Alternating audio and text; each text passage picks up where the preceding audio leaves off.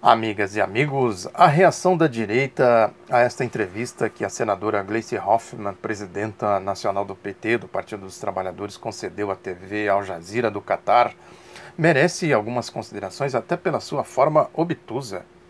As palavras da senadora Ana Amélia, de outros senadores também da direita, um tal de Medeiros, não sei o que aí, isso traduz exatamente o que é, a ideia, o pensamento da direita. A obtusidade. Não dá para dizer que são pessoas burras. Não sei, não conheço. Agora, a direita, ela só pode se manifestar de maneira burra. Completamente burra. Agora, é isso, né? A gente tem que considerar aí o aspecto do cinismo. Aquela história que o filósofo Roland Corbusier dizia, eu já comentei aqui algumas vezes, né, que a direita, ela não tem como ela se manifestar de maneira inteligente, porque ela não tem como apreender a realidade, ou seja, fazer uma análise com base na realidade. Então ela precisa mentir, manipular, parafraseando aquela máxima do Essa de Queiroz, né? Ou é má fé cínica ou obtusidade córnea. No caso, eles se utilizam da má fé cínica para criar obtusidade córnea. Isso vai para a mídia, cai aí nos cachorros loucos, na boca dos cachorros loucos, cai aí nesses esgotinhos corruptos, antagonistas da vida, MBL da vida, essas coisas, esses esgotinhos nauseabundos, serve exatamente para isso, alimentar esse mundo da abstração. É isso, né? A síntese é essa. Se utiliza da má-fé cínica para criar obtusidade córnea. Não tem outra forma da pessoa se manifestar como sendo de direita, um pensamento de direita, senão de maneira obtusa, burra, para dizer o português claro. A pessoa que é inteligente, ela vai pesquisar, analisar, refletir, fazer abstração a partir de fatos, dados concretos. Aí ela tem uma visão das coisas, uma visão científica, levando em consideração as múltiplas faces de um determinado fator, de um determinado acontecimento, de um determinado objeto, para a partir daí tirar a sua conclusão, ter a sua abstração e fazer o uso inteligente disso. Agora, uma pessoa de direita pode fazer isso? Aquilo que o Roland Corbusier dizia. A direita não pode apreender a realidade. Ela tem uma ideologia, que, pegando aqui o caso do Brasil, uma ideologia do século XIX, escravagista. Ela olha para o século XIX e traduz o século XIX para a realidade de hoje. E isso resulta em quê? Em olhar o povo dessa forma, né? O povo é escravo, não tem que ter CLT, consolidação das leis do trabalho, não tem que ter aposentadoria, não tem que ter justiça do trabalho, não tem que ter nada disso. Quando muito, uma esmolinha aqui, uma esmolinha ali, um saláriozinho aqui, outro ali e tal.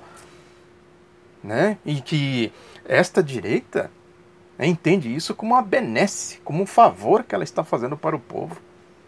É isso, né? É a obtusidade. Aí quando ela é contestada, a reação é isso aí, ó.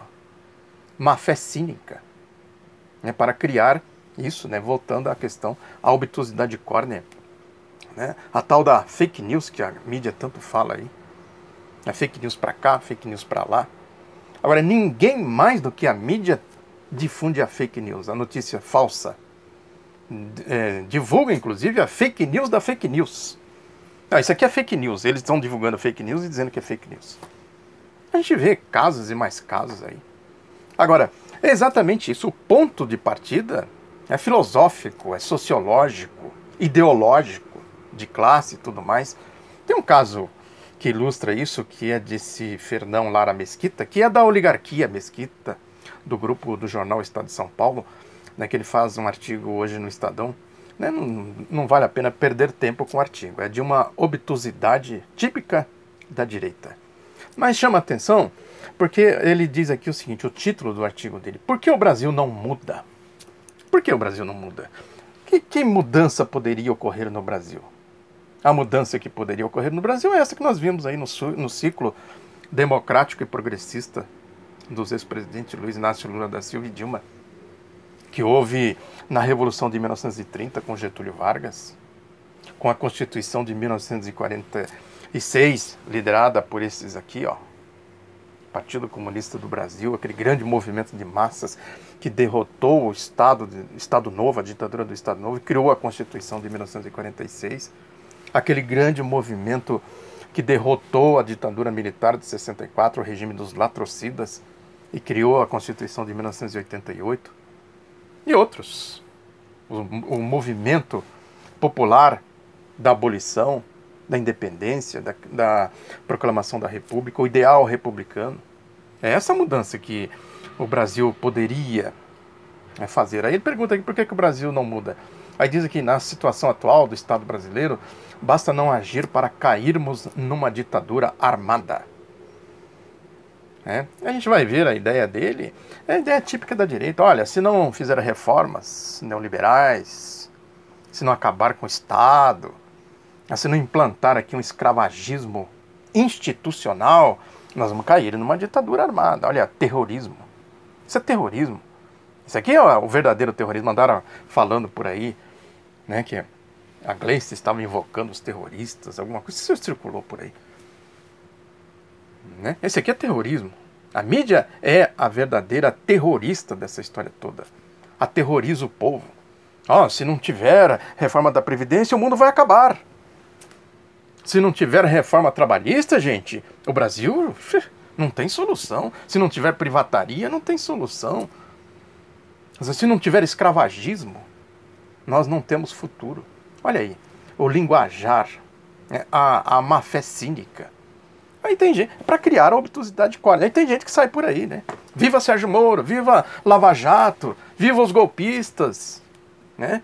É exatamente o que a gente vê por aí. Tem aí uma tal de nova democracia. Está num dos jornalões, eu não me recordo qual. Acho que é na Folha.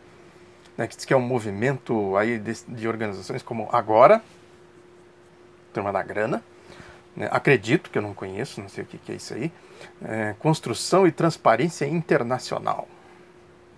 Esse negócio de transparência, de democracia, essas coisas todas, é exatamente para esconder a transparência, a democracia, para furtar a democracia, a transparência.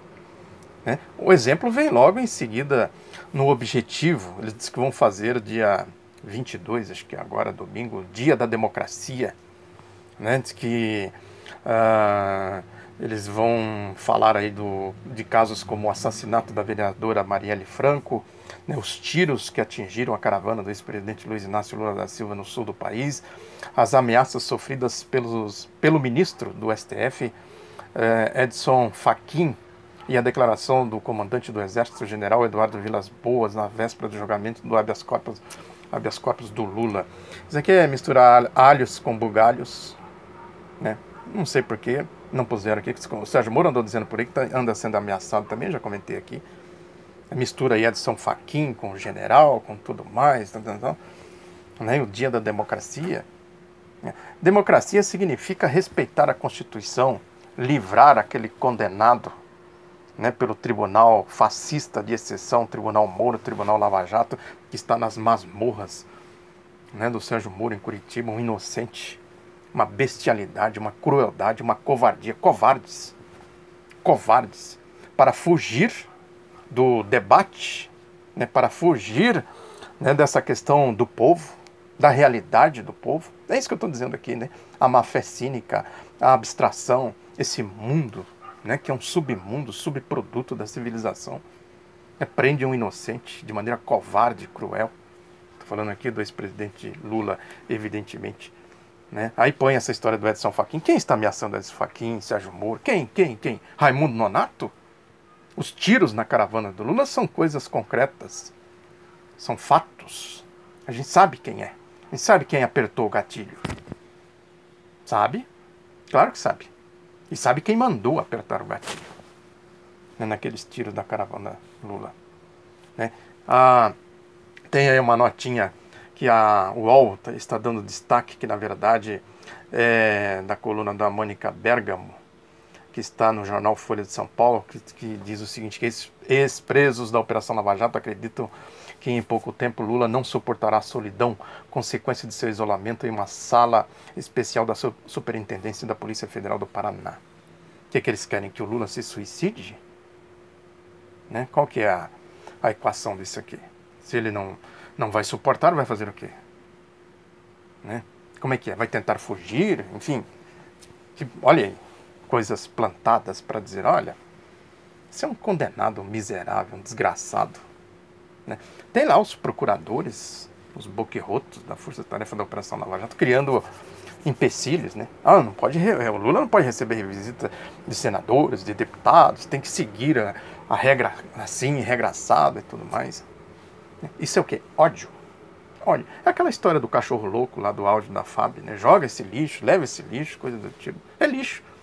É assim que eles veem o povo do morro, dos morros cariocas, das periferias das grandes cidades, os camponeses e etc. Né? E a gente vai puxando coisas e vai fazendo exatamente essa constatação. Tem aí, por exemplo, Carlos Fernando Santos Lima, o frasista. Eu sempre vou pegar a frase dele aqui porque é muito ilustrativo, né? O que ele diz. É didático, é pedagógico para a gente ver como eles pensam, como eles são obtusos, como essa má fé cínica para criar obtusidade córnea funciona.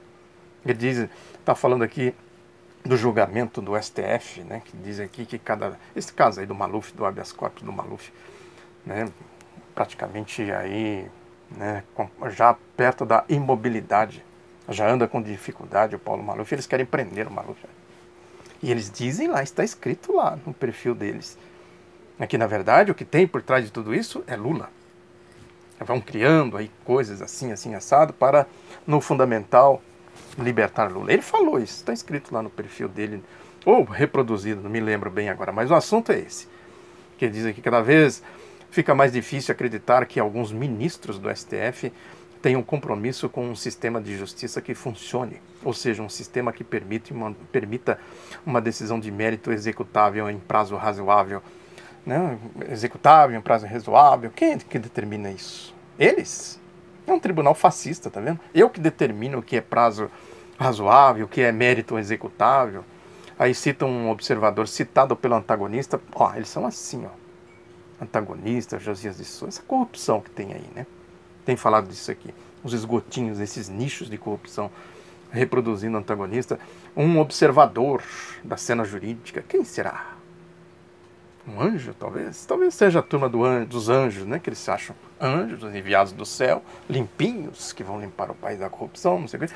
Talvez algum anjo obscuro desses aí, né? Tem observado. Aí o anjo, entre aspas, disse o seguinte: estão se apoiando em uma sutileza técnica para dar um grande golpe. Se isso prevalecer, estará criada a quinta instância no Brasil. A maior parte das decisões das turmas não é unânime. Tem que ter unanimidade. É isso, né? É o Tribunal da Lava Jato. Ou vocês estão aqui do lado da Lava Jato, ou vocês estão contra a Lava Jato. É o céu contra o inferno. Olha, é o bem contra o mal.